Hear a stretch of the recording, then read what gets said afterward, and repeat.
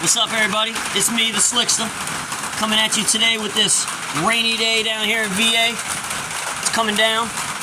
We got the roofed-in porch. The best time to be outside. It's just me, some fruit, a Bud Light, and y'all. So, we're gonna jump straight back into this book. I left off on 13, so I'm gonna take off on 14. I might probably just read a couple. These ones are kind of short. I might try to get 3 of them in. It's called Chapter 14, Getting Bucked On.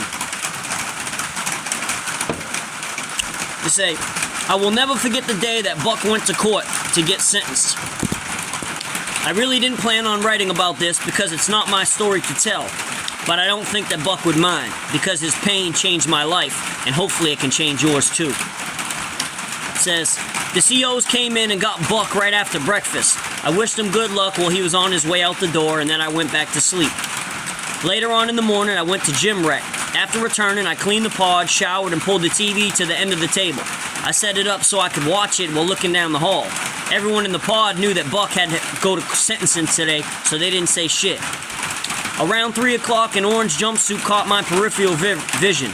It was Buck, and he looked fucked up. He resembled a NASCAR that had 2 flats on the same side. He would walk straight for a few feet, and then he would slide along the wall for a few more. The closer he got, the darker his eyes looked.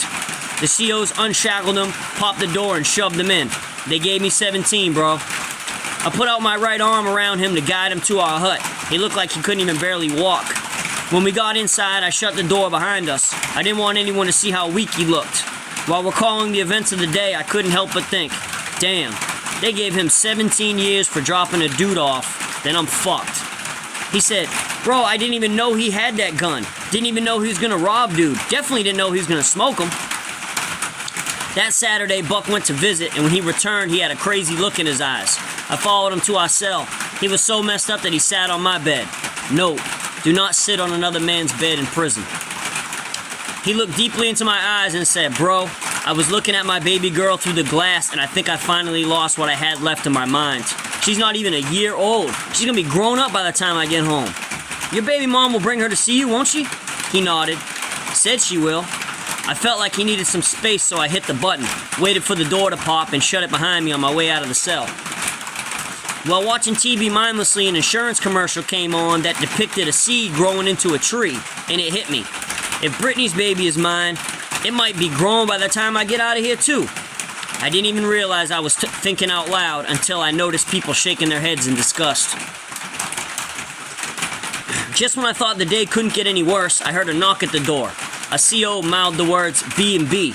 I just looked around the room and all I saw were dudes shaking their heads in disapproval. What the hell does B&B mean? 40 years was the first to speak. He said, more charges. I was shocked. They can give me more charges? Everyone nodded. Buck had the shit sheet up covering the door. The shit sheet is just like a bed sheet or a blanket or whatever you have to use to put in the door. So that way when people come up, they'll know that you're using the bathroom or doing whatever you're doing, so that way they don't knock, right?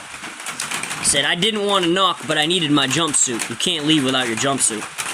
He moved the blanket. I need my jumpsuit, bro. They told me B&B. He too shook his head, popped the door, and handed me my jumpsuit. It was obvious that he had been crying. There were 2 COs waiting for me in the hall with shackles in their hands. They shackled me, and I followed them down to intake. We arrived at a small office where a police officer was waiting. Are you Richard Da Silva? Yeah, sadly. I got something for you. He handed me 3 pieces of paper. They were felony indictments. The first one said shooting from a vehicle, the second one said firearm in commission of a felony, and the third one said felony eluding. My head was spinning and my chest felt tight. Sign here, he said. I could barely grip the pen. I signed and followed the COs back to the pod. I felt like I was drunk and hadn't had a drink in months. Once inside the pod, I read the charges out loud. No one said a word. When you come back with bad news like that, and you state a fact, most people will just not make eye contact or look away because nobody wants to make you mad or get you more upset or say some wild shit, because then you'll just pop because you're already looking, you're already in a bad mood as it is. Alright, chapter 15. Spanish connections. A few weeks later, Well, me and the new lucky trio were at the gym. A guy living across the hall pulled up on Buck and T, and he told them that there was a dude living in our pod named Nino that was getting ready to attack one of the white boys because we were running the TV. Which was a bold-faced lie because we were always switching to Telemundo to lust at the badass Latina chicks. So Buck, T, and I waited for Nino's cellie to step out of the cell, and we stepped in. I held the door down. This one's got an asterisk next to it. Hold the door down means exactly what it means. You stand there and you don't let anyone get in or out. And it's a responsibility, but it's also a slippery fucking slope. Because if some crazy stuff happens in the cell, someone gets their shit split, while somebody comes trying running up behind you to help one of their homeboys, shit can get out of control really quick. There's a lot of responsibility behind that, and that's the real thing. And if some crazy stuff happens in there and somebody gets a street case, get what? You getting one too. It says, while Buck and T told Nino to pack his shit and leave, Nino acted like he couldn't speak English, even though we all knew that he could. So I went in and I got my Spanish buddy Sosa to translate for us. I had been teaching Sosa how to read and write in English for like a couple months, something to pass the time. He would teach me some Spanish, I'd teach him some English. We had become pretty good friends. Sosa translated for us, and Nino denied everything, and we let it go. Note, it's okay to forgive, but never to forget anything in prison, because it could save your life. About a week later, a guy across the hall told Buck that Nino said he was going to wrap a bed sheet around one of our heads and beat it with a mop wringer. We figured dude was just being an instigator until we saw Nino at the front door motioning for the CO for cleaning supplies, which never happened. You already are following the story, dude. I'm the one that got that shit every day. So him just getting it was like an anomaly. It says, note, always keep a vigilant eye peeled for anomalies. It could save your life. The deputy pushed the supplies into the pod, and the instant he turned his back to walk away, we grabbed it. Buck pulled the mop wringer free from the mop bucket. T grabbed the mop and removed the mop head, and we charged into Nino's cell. Nino never saw us coming until we were all the way inside. It was perfect timing. He jumped up onto his bed and backed into the corner. Big mistake. Buck kept cocking the mop wringer back like he was going to hit him with it. T kept poking him in the chest and smacking him on the side of his face with the mop stick. Suddenly the door was snatched free from my grasp. It was Sosa, and he was fucking pissed. His normal, jovial features were contorted with rage. There was a millisecond where we weren't sure what side he was on until he stepped up to Nino's bed, stuck his finger in his face, and yelled at him in Spanish. Nino broke free, ran past us, and started pounding on the front door. T kept yelling, no snitching, no snitching, no snitching, over and over. Buck handed me the mop wringer. I replaced it. T handed me the mop stick. I replaced that too. I put the mop head back on it. The deputy showed up in a panicked state, popped the door. Violation of protocol. You're supposed to be handcuffed when you come out into that hall. He grabbed Nino and slammed him against the wall and then handcuffed him. Damn, I look crazy as a bitch, don't I? It's raining out here. 15 minutes later, 3 deputies and buyers entered the pod. They told everyone to get up against the wall. Everyone played stupid like we didn't know what was going on. We were a tight unit in there. Nobody knew why Nino wanted to leave, Byers said. 3 of y'all chased him out of the cell and beat him up. Silence. He pointed at T and then Buck and he said, it was you and it was you. I turned. How the hell you know that? You don't even speak English. Buck and T shot me dirty looks. Byers laughed. That's what you think. They handcuffed Buck and T and led them out of the pod. I was relieved that I didn't have to go to the hole with my bros, but it was really hard watching them leave. About a week later, Nino moved back into my pod. At first glance, I was on guard because I figured he'd want to get some revenge. But within moments of it being in the pod, Sosa followed him into his cell. I picked up the phone and pretended to dial to eavesdrop. I'm not going to sit here and say that I'm fluent in Spanish. I'm not. But I could tell by the aggressive tone that Sosa was threatening Nino. Sosa came out of Nino's cell moments later, smiled at me, and gave me the head nod. Note, I figured out very early on in my bid that it is very, very important to build genuine relationships with people, because you never know what can happen. A couple days later, I was awakened by 2 people arguing in the day room. I could not figure out who one of the voices was, but I was absolutely positive that the other voice was Nino's because of his newly acquired broken English. Funny how that works, huh? I was just about to go back to sleep when I heard the sound of urine splashing in the toilet outside of my cell. The sound of the urine stream was suddenly interrupted by the sound of flesh hitting flesh, immediately followed by the sound of a body clambering to the floor. I sat up, unwrapped my head, and looked out the door. All I could see was the upper portion of a brown-skinned back. I froze momentarily while my mind processed the fact that someone would sneak up on someone while they were using the bathroom. It's wartime. A cold chill ran down my spine, imagining the same thing happening to me, especially since I already had issues pissing around people. I stood up in the bed and jumped towards the door.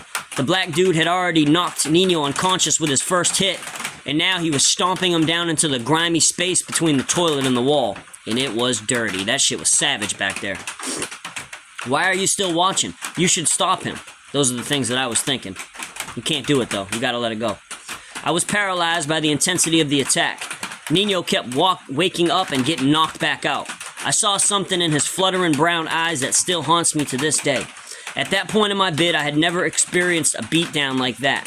When the black dude was exhausted, had sweat all over his back, he nonchalantly went to the front door, flagged down a deputy, and pointed to the rear of the pod. The deputy continued down the hall while making his rounds until he got to the window at the rear of the pod. The deputy saw what was left of Nino, and he got stuck. He reached for his radio on his shoulder like 3 times before actually grabbing it. I could not hear what he was saying, but his face said it all. Fear. I never saw either one of them again. That's it. That's 2 chapters. 11 minutes. I could probably get this one too. I'm trying to stay like around 15, 16 minutes. Them shits take a long time to download. Alright, this is a good one, man. Chapter 16, Big A's Dream. I had a dream. It was weird. I was in a classroom-style room with Sandy and Nikki. We were sprawled out on the floor. Sandy was laying in between my legs with her arm crossed on my waist looking up at me. Nikki was on my left with her face resting on my shoulder. All of a sudden, I looked to my right and I saw Big A standing above us. He was looking down with a big smile of approval on his friendly face. I looked up and said, "You're not supposed to be here, bro. You're dead." I looked at the girls for reinsurance, but found none. They looked at me like I was crazy. While sitting up, I sat up. He started to walk away. Wait. I started following him 007 style through the halls, but I never caught up with him. I woke up sweating. It was crazy to me that after him being dead for so long, I still dreamed about him. I could not go back to sleep, so I pulled out my notebook and I started writing about the memories that we had shared in high school. I also wrote about how I felt his presence the night of the shooting, how I thought what I felt was his apparition, and how it could have been the only thing that saved my life that night. When I was done writing, I reread what I wrote and realized it was some of the lines kind of rhymed. So check this out. It's called Big A, the Eye in the Sky.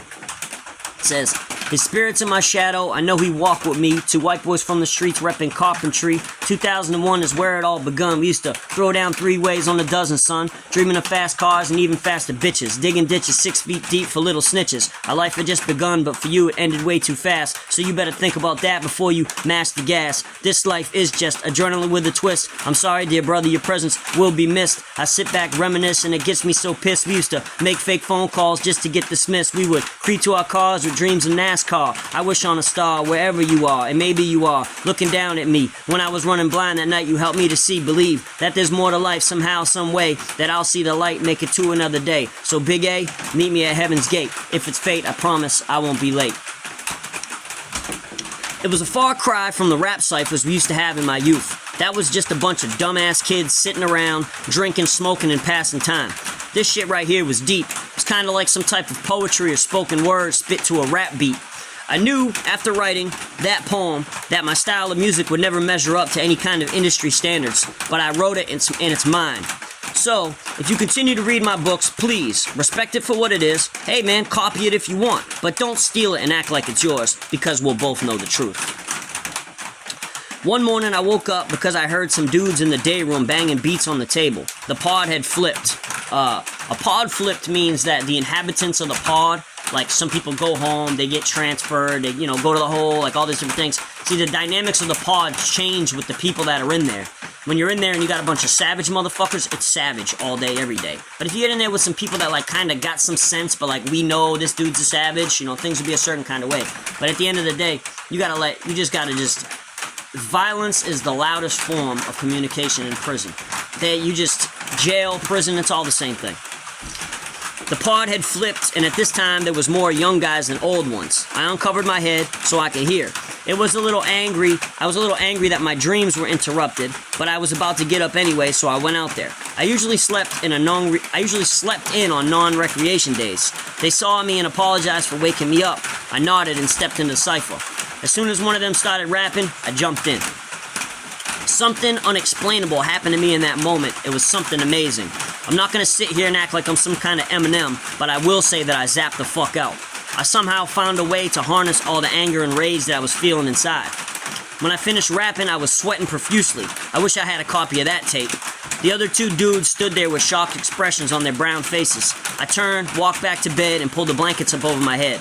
I laid there, processing how good it felt to get all that hurt off my chest. What's up? What's up, white boy? I didn't even know you could do that. I said, do what?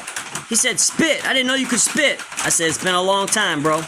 He stood in my doorway, nodding in approval, and moments later, he left. I firmly believe that writing that poem about Big A unlocked a skill that I never knew I had. And spitting as hard as I did poked some type of hole in my soul, allowing for some of my deepest and rawest emotions to seep out. Writing became the symphony that all that I could hear. Sometimes I even had tears in my eyes.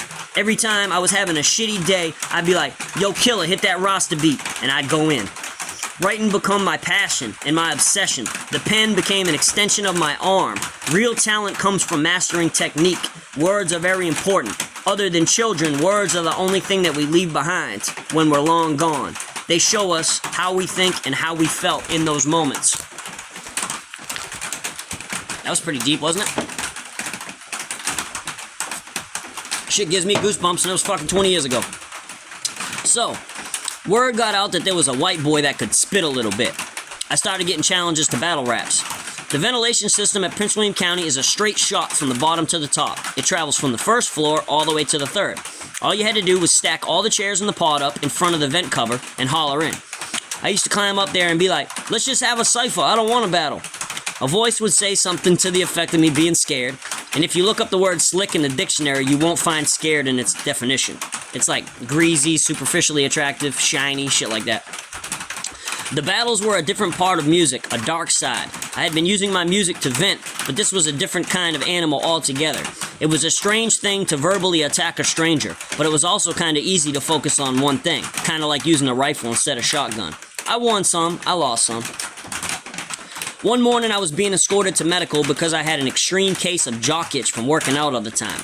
And that little brunette that I had met earlier in medical loved to inspect it daily. Wink, wink.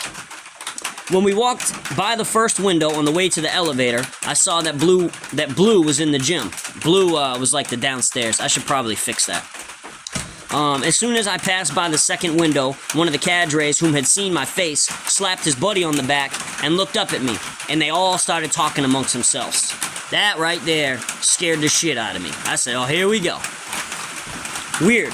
Instead of pressing the 1 button, the CO pressed the 2 button instead. He said, we gotta pick somebody up from green, which was a security violation because I was technically a 2-deputy move. But I didn't give a damn because I was trying to stay out of the pod for as long as I could.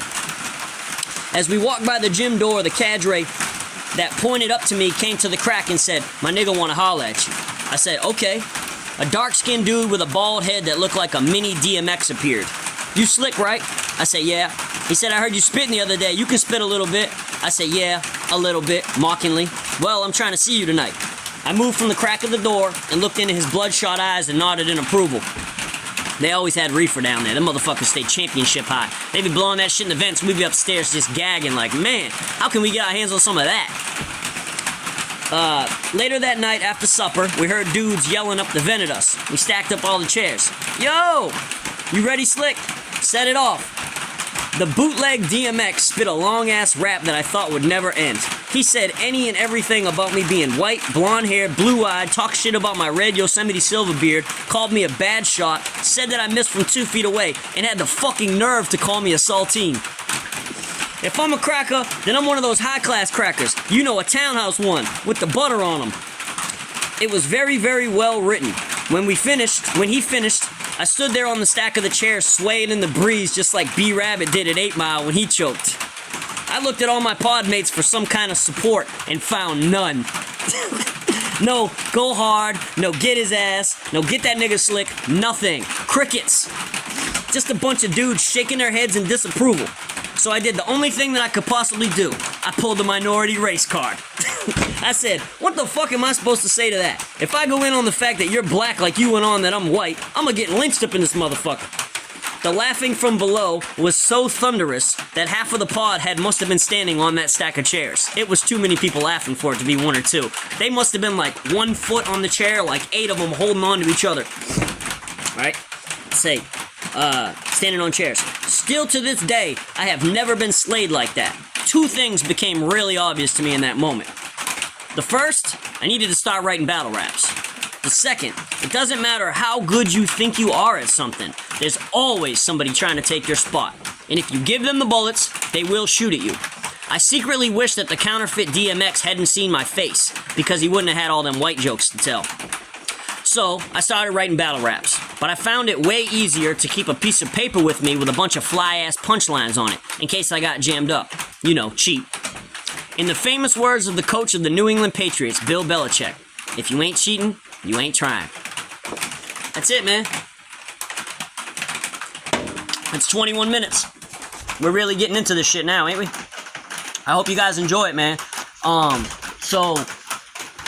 whole situation that you can find any of this stuff under is called Prison Blues 16.10. You know, check me out up there. I finished the whole wine situation yesterday.